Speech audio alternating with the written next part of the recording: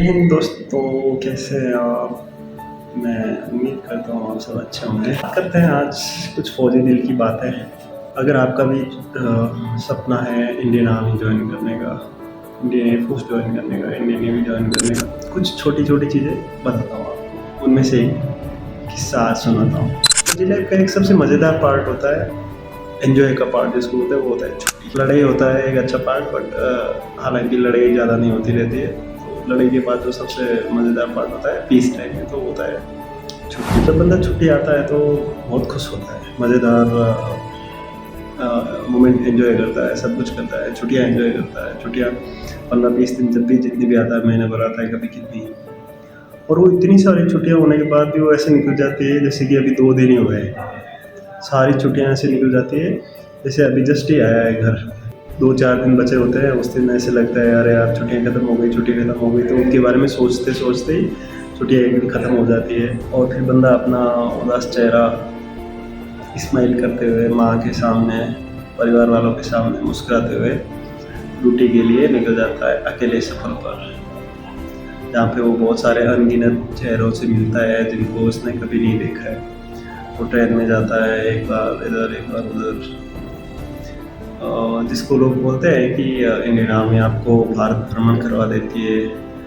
कभी आप एक पार्ट बनिए, उसका पता लगेगा आपको कि आप अकेले अगर जाते हैं, आपके पास बहुत सारा सामान है और इतना सामान है कि कभी आपको कुली भी ना मिले। आपके पास एक बड़ा सा बॉक्स है लोहे का, जिसको उठाना आपके लिए इतना ईजी नहीं है। अगर वो बॉक्स है आपके पास और आप चाहते हैं कि यहाँ पे कोई कुली हो, तो वहाँ पे कुली भी नहीं मिलेगा आपको, तो सोचो आप कैसा फील करेंगे। वो भी ऐसी सुनसान जगह पे, ऐसे अनजान स्टेशन पे जहाँ पे सारे यात्री निकल चुके हैं। तो आप सोच सकते हैं कि काफ़ी सैड मोमेंट होता है। एक छोटा किस्सा है, बात करते हैं कि छुट्टी के बाद जब वापस ड्यूटी ज्वाइन करता है तो क्या फीलिंग आती है। अच्छा, 2-3 दिन तो ऐसे लगता है बंदे का मन ही नहीं लगता है पूरी तरह से। उसको लगता है अरे यार कहाँ आ गया। मतलब 7 साल सर्विस होने के बाद भी अगर किसी को ये लगता हो कि अरे यार घर से आना कितना मुश्किल है। हालांकि ये 2-3 दिन के ही है, 2-3 बाद सब नॉर्मल हो जाता है, बट है ऐसे फील होता है अरे यार सब अकेले हैं, मतलब मैं बहुत अकेला हूँ, कोई नहीं है मेरे साथ देने के लिए। और सबसे मज़ेदार चीज़ ये है कि जब आप छुट्टी जाते हैं, एक इंडियन आर्मी का सोल्जर जब छुट्टी पे जाता है तो सब उसके आने का वेट कर रहे होते हैं, वेलकम करता है। और जब छुट्टी खत्म हो जाती है और निकल जाता है तो सारा कोई फ़ोन ही नहीं करता है।